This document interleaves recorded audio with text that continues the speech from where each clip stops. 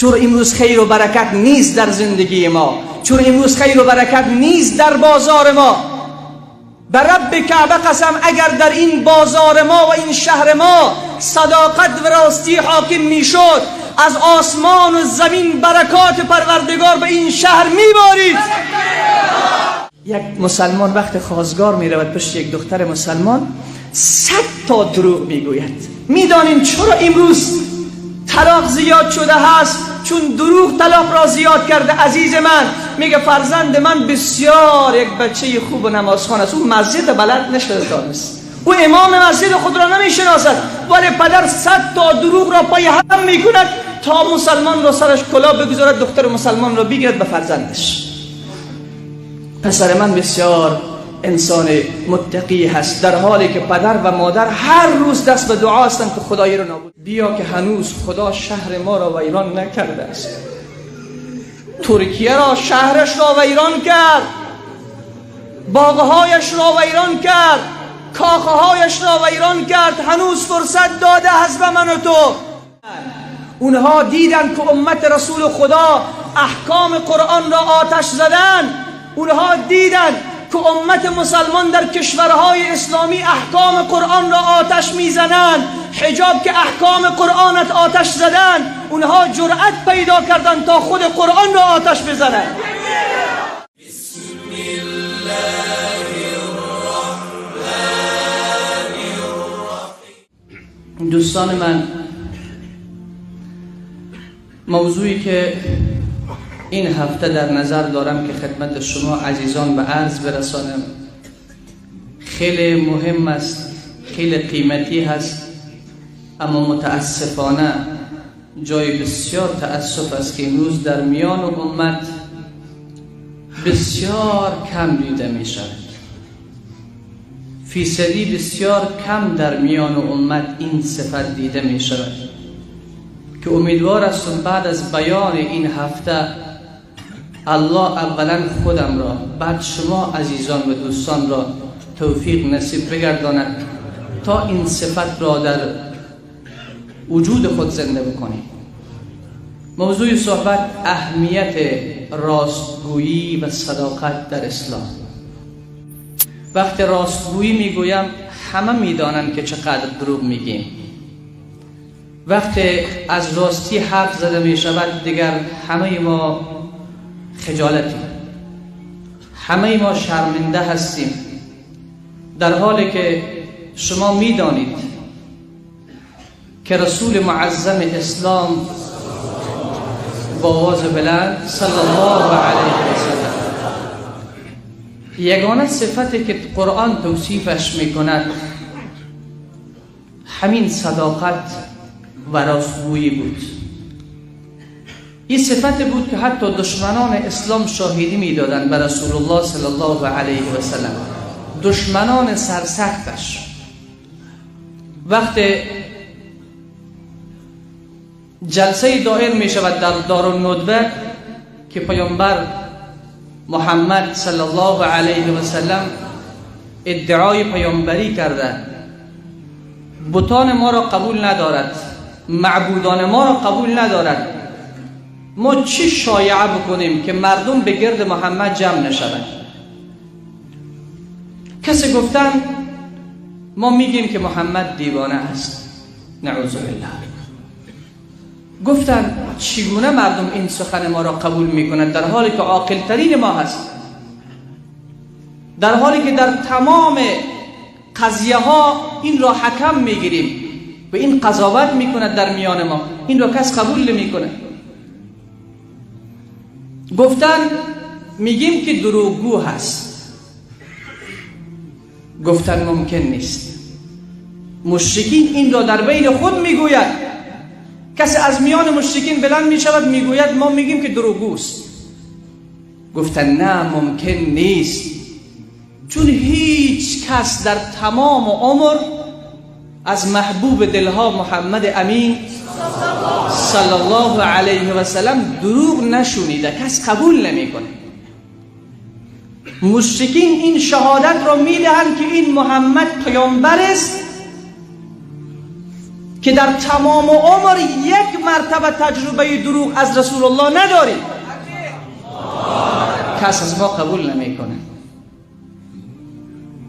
وقتی آیه فاصدع بما تؤمر و اعرض عن المشرکین نازل می شود، ای پیامبر محبوب صلی الله علیه و سلم، تو برو اسلام را اظهار بکن، به همگان برسان و اعتنایی به مشرکین نکن.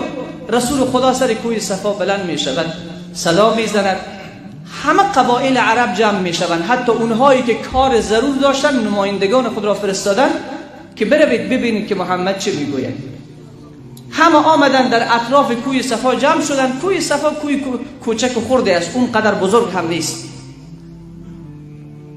الله نصیب بگردانه که از نزدیک ببینیم. رسول خدا صلی الله علیه و سلم رو کرد به مشرکین، عرض کرد ای مردم، اگر من بگویم که از پشت این کوه لشکر عظیم به شما حمله می کند، لشکر عظیم در حالت حمله کردن بر شما هست، شما مرا تصدیق می کنید؟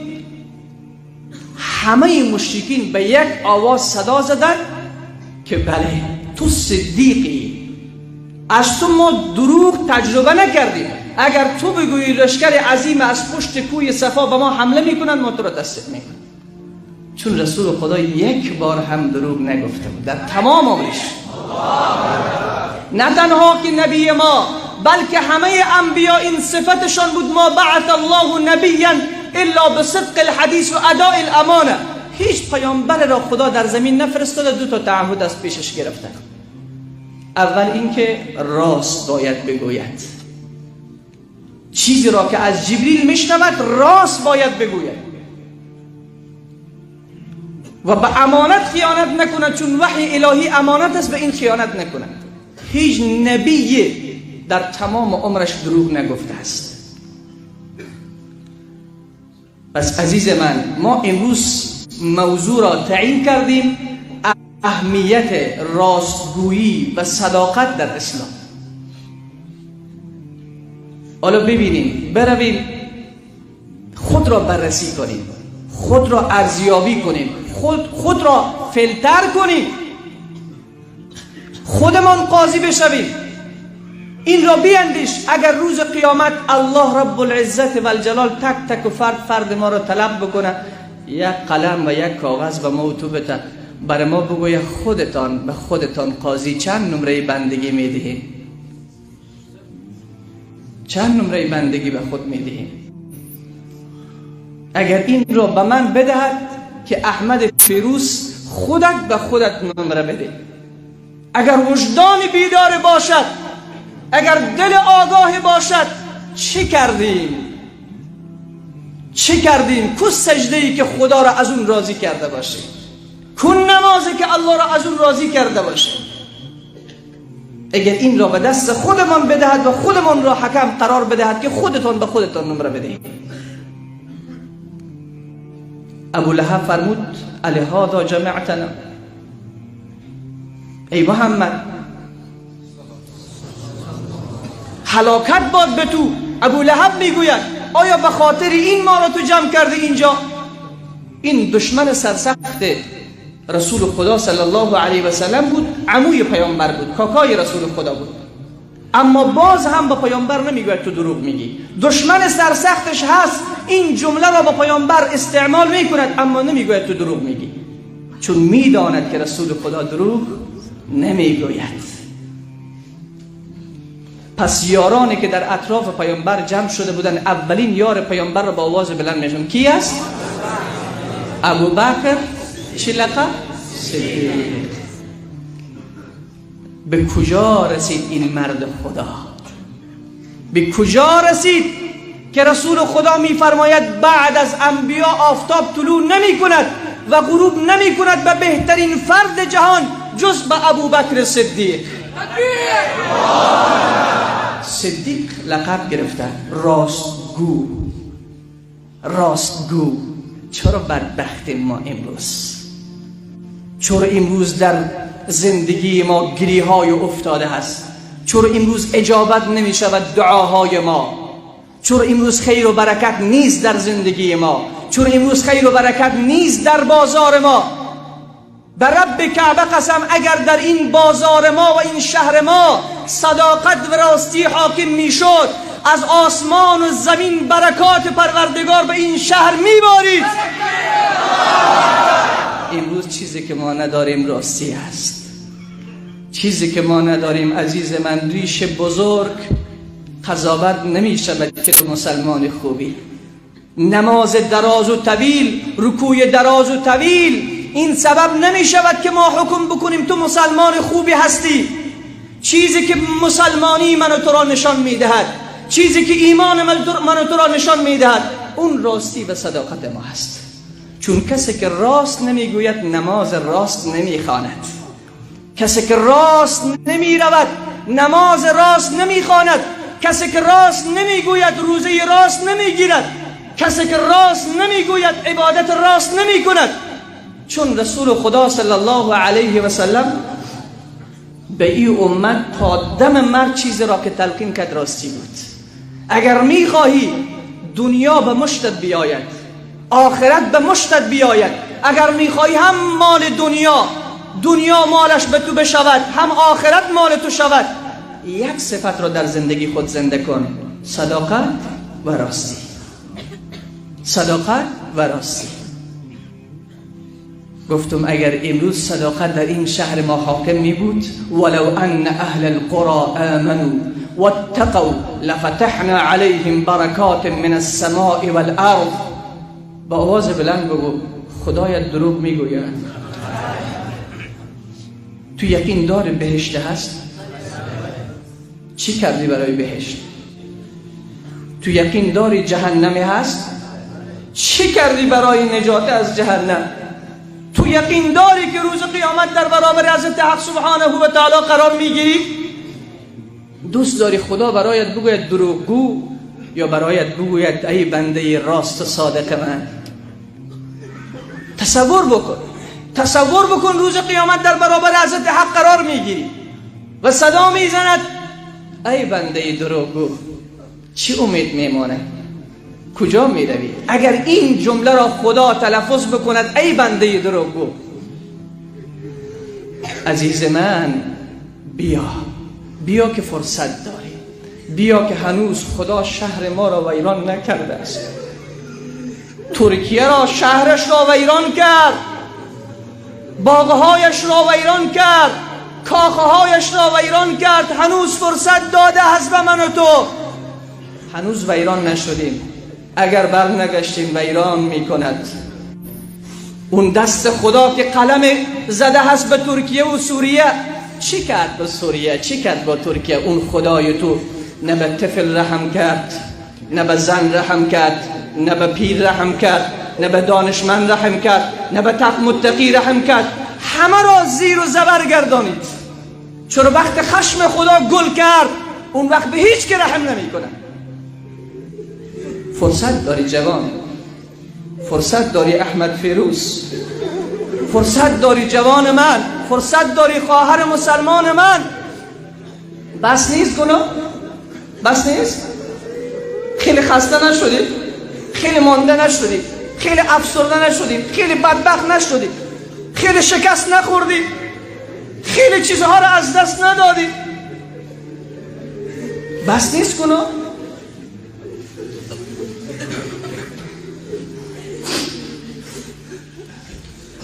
عزم و اراده قوی، صداقت به عزم و اراده، صداقت به عزم و اراده. چه بسیار بود که داخل مسجد گریه کردیم بعد از اون زلزله. چقدر فغان کردن، چقدر زنان زجه زدن، چقدر فریاد کردن. چی میشد که پیش از اون زلزله و گریه را میکردن؟ اگر پیش او زلزله گریه میشد خدا اونها را زیر زبر نمیکرد. اگر توبه میکردن زیر و زبر نمیشد. اگر بر میگشتن به سمت خدا میگفتن خدایا بس است، زیاد کردیم. ما همسایه ایشان هستیم، دور نیستیم. این فرصت را الله به ما و تو داده. بیا از این فرصت استفاده کن عزیز دل من، از این فرصت استفاده کن. میدانی که روز قیامت چی به دردت میخوره. این آیه‌ای که در آغاز خدمتتان تلاوت کردم، الله رب العزت و الجلال میفرماید بسم الله الرحمن الرحیم قال الله هذا یوم ينفع الصادقین صدقهم. قال الله، خدا گفت. کل قرآن را الله گفته، ولی اینجا کاملا صیغه ها رو می آوره. قال الله، خدا گفت. یوم ینفع الصادقین صدقهم، روزی که نفع میرساند راستگویان را راستگوییشان. خیلی دروغگویان در اون روز دیگر نفع ندارن، دروغگویان در اون روز دیگر بربادن، دروغگویان در اون روز دیگر ناکامن. یوم ینفع الصادقین صدقهم. الله بعدش میفرماید این صادقان و راستگویان را چه جزا میدهد الله؟ لهم جنات تجری من تحتها الانهار خالدین فیها ابدا. برایشان بوستان‌هایی است که از زیر درختانشان نهرها جاری است. به جاودانه در این باغ‌ها میمانند، پیر نمیشوند، غم نمیبینند، فرتود نمیشوند، از زلزله ترس ندارند، از وحشت فقر ترس ندارند، از مریضی ترس ندارند. جاودان در این بوستان‌ها و این باغ‌ها زندگی میکنند. باز دیگه چی میشه؟ رضی الله عنهم و رضوا عنه. الله از راستگویان روز قیامت اعلان رضایت میکند. ای بندگان راستگوی من از شما راضی هستم. و اینها هم صدا میزنن پروردگارمان، ما از تو راضی هستیم.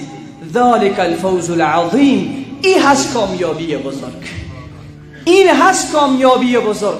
کامیابی این نیست که پول زیاد داری در دنیا، کامیابی این نیست که صورت زیبا داری، کامیابی این نیست که زبانت خوب به حرف زدن روان است، کامیابی این نیست که خوب علم زیاده داری. کامیابی این است که خدا تو را بنده بگوید. یک اعتراف میکنیم، یک جمله را باید اعتراف کنیم. او جمله ای است، باید اعتراف کرد. در خانه تنها وقتی که نشستی، خانه تاریکی کسی نیست، یک نگاه به سمت آسمان بیانداز، یک اعتراف بکن. او اعتراف همیست، بگو خدایا ما اعتراف داریم که قدر محمد تو را ندانستیم. این را باید اعتراف کرد. باید گفت پروردگارا ما اعتراف میکنیم که آنچنانی که باید محمد را میشناختیم نشناختیم. بگو به یک بار با آواز بلند صلی الله علیه و سلم. آنچنانی که قرار بود باید میشناختیم پیامبر را نشناختیم، آنچنانی که باید قرآن را میشناختیم نشناختیم. امروز سیبیدن قرآن را آتش زد. خیلی سر و صدا کردیم نی؟ خیلی سر و صدا کردیم. میدانیم که اون جرأت اونا از کجا کردن؟ چرا قرآن ما را آتش زدن؟ چون وقتی اونها دیدن که امت رسول خدا احکام قرآن را آتش زدن، اونها دیدن که امت مسلمان در کشورهای اسلامی احکام قرآن را آتش میزنن، حجاب که احکام قرآنت آتش زدن، اونها جرأت پیدا کردن تا خود قرآن را آتش بزنن. ما قرآن را فقط گرفتیم بوسیدیم، در متاقای بلند گذاشتیم. کلانترین احترامی که به قرآن کردیم امیست. قرآن این احترام را نمیخواهد. قرآن میخواهد آنقدر بخوانش که پاره شود. قرآن میخواهد آنقدر بخوان که کهنه شود. قرآن این را نمیخواهد که چند تا پوش پایه هم به قرآن بچسبان به طاق بلند بگذار. اینمی قرآنی که کلام رب تو هست. در یکی از آیه هایش میگه الا لعنت الله علی الکاذبین. با خبر ای بشریت، لعنت خدا بر بالای دروغگویان هست. پس توی دروغگویی که نماز میخواند، شاید در صف اول مسجد باشد، شاید ریش داشته باشد، شاید حاجی صاحب باشه، شاید صوفی صاحب باشه، شاید تبلیغی صاحب، شاید مولانا صاحب، شاید مفتی صاحب، ولی دروغ میگن. همین قرآن برایش میگه لعنت خدا بر دروغگویان است. لعنت خدا بر دروغگویان است. نماز خوانده لعنت خدا بر بالایش، ریش گذاشته لعنت خدا بر بالایش، تسبیح میگه لعنت خدا بر بالایش. چرا؟ به خاطر که دروغ میگه. عزیز من، رسول الله صلی الله علیه و سلم میفرماید ان الصدق یهدی الی البر. ای بشریت، ای امت من، راستی شما را هدایت میکند به سوی نیکویی. و ان البر یهدی الی الجنه. وقت صداقت شما را به سوی نیکویی دعوت میکند، نیکویی شما را به سمت جنت میبرد. پس راستی ما را به کجا میبرد؟ به جنت. چی میگه رسول صلی الله علیه و سلم؟ ان الرجل لیصدق حتی یکتب عند الله صادقا. یک بنده آنقدر راست میگوید، آنقدر راست میگوید تا اینکه به پیشگاه پروردگار به نام صدیق ثبت میشود. روز قیامت وقت نامه اعمالش به دستش داده میشه، هر سفر که ورق میزنه نوشته صدیق، نوشته صدیق. وقتی که صدیق شده در کنار کی حشر میشی؟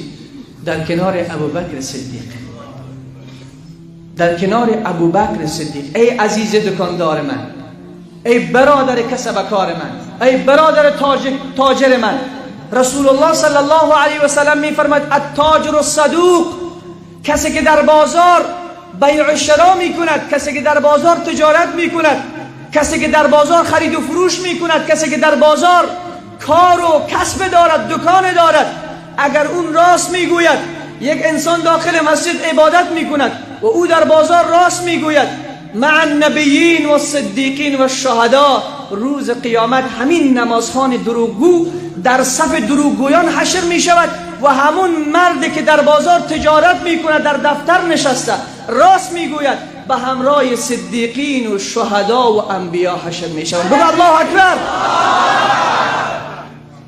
این راستی چقدر مهم بوده، این چقدر اهمیت داشته، این چقدر قیمت داشته. یک مسلمان وقت خواستگار می رود پشت یک دختر مسلمان، 100 تا دروغ میگوید. میدانیم چرا امروز طلاق زیاد شده هست؟ چون دروغ طلاق را زیاد کرده. عزیز من، میگه فرزند من بسیار یک بچه خوب و نمازخوان است، او مسجد بلد نشده دانست، او امام مسجد خود را نمیشناسد، ولی پدر 100 تا دروغ را پای هم میکند تا مسلمان را سرش کلاه بگذارد، دختر مسلمان را بگیرد به فرزندش. پسر من بسیار انسان متقی هست، در حالی که پدر و مادر هر روز دست به دعا هستند که خدایی را نابود بگردن. این دروغ است. بعد از این که دختر می آید در خانه شوهر می بیند، هنوز نیامده از پشت گوشی یک ماه نگذشته چنان جنگ و جدل از پشت گوشی شروع هست، چنان دشنام دادن ها شروع هست. باز تماش میکشن مولانا صاحب ما خود نفهمیده بودیم. الان این بچه‌ای که ما میخواستیم انسان خوب نیست، شرابی است، پدرش به ما گفته بود نمازخوان است. این تابلت که میخوره، پدرش گفته بود که از معتادیت دور است، این سیگرت استفاده میکنه، این چرس میزنه، در حالی که به ما دروغ گفته بوده. چرا دروغ؟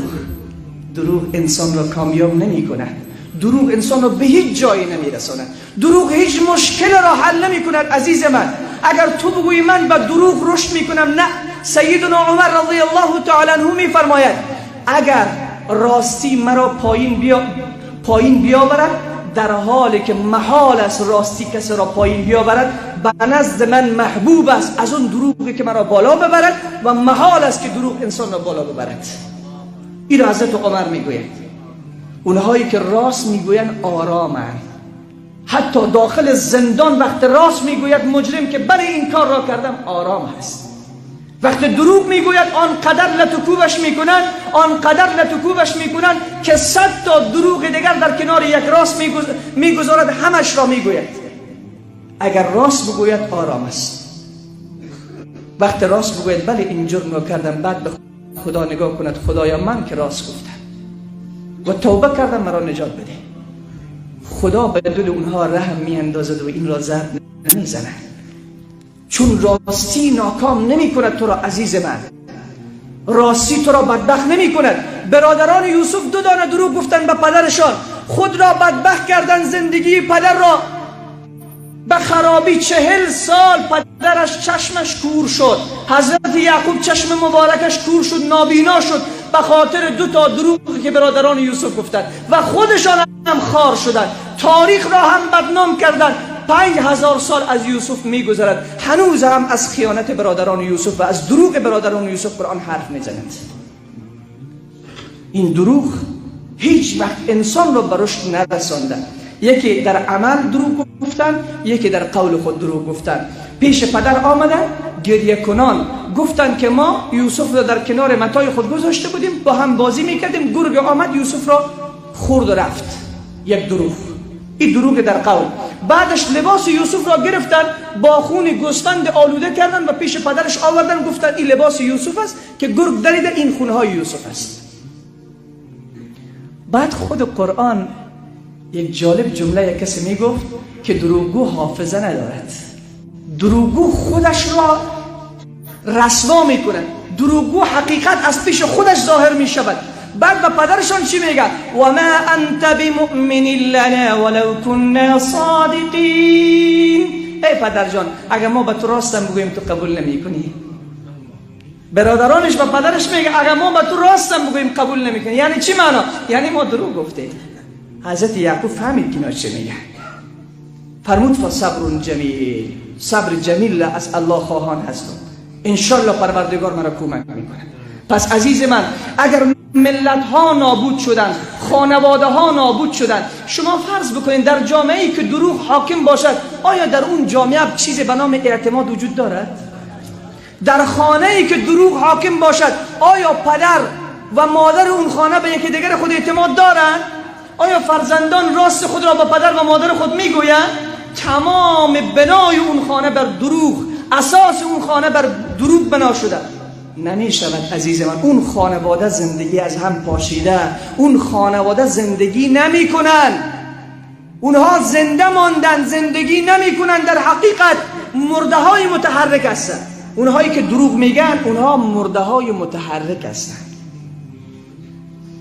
عزیز دل من، رسول الله صلی الله علیه و سلم فرمود آنقدر یک بنده راست میگوید که در نامه اعمالش نوشته میشه راستگوی. روز قیامت نامه اعمالش رو که برش میدن، در هر صفحه‌ای که نگاه میکنه نوشته صادق صادق صادق صادق. بعد چی میفرماید رسول صلی الله علیه و سلم؟ یک مرد دروغ میگوید، فرمود ان الکذب یهدی الی الفجور. دروغ گفتن انسان را به سمت فجور دعوت میکنه. چه جمله ای را رسول خدا انتخاب کرده؟ فرمود هر که دروغ میگوید دروغ اون را به سمت فجور دعوت میکنه. فجور یک لفظ عامه هست، معنایش تمام زشتی ها و بدی ها. یعنی هر که دروغ میگوید دروازه کل زشتی ها برویش باز میشه. اگر پدر از پسر پرسان کنه پسر کجا بودی تا ناوقت شب، اگر این پسر راست بگوید پدر میداند که پسر چی کار میکند. چرا دیر کردی پسرم، چی میکردی؟ اگر راست بگوید چه اتفاق میافتد؟ دخترم با کی حرف میزدی، با کی پیام میکردی؟ اگر راست بگوید چه اتفاق میافتد؟ این گناه را کی کرد؟ اگر راست بگوید چه اتفاق میافتد؟ این دزدی را کی کرد؟ اگر راست بگوید چه اتفاق میافتد؟ دیگر در شهر خائن نمی داشته باشیم. ما در شهر خائن نمی داشته باشیم. اگر پسر به پدر خود راست بگوید، دختر به مادر خود راست بگوید، هیچ وقت آبروی پدران و مادران با فرار دختر برهم زده نمی شود. چون دروغ است که بدبخت می کند همه را. چون دروغ است که خیر و برکت را از دکان ما برده. چون دروغ است. امروز مسلمان چی میگه؟ هیچ خیر و برکت نیست، تمام روز سودا میکنه ولی چیزی نیست. خود دروغ میگه. برادر عزیز من، برادر گل من، پاکستانی را ژاپنی گفته میفروشی، چینایی را ژاپنی گفته میفروشی، شی پس را اعلا گفته میفروشی، شی که کارتندار میخری در داخل کریت میخری، وقت بازش میکنی سرش چند دانه میوه خوب چیندگی زیرش، دیگر شما میدانید که چی است. چون دروغ است. نی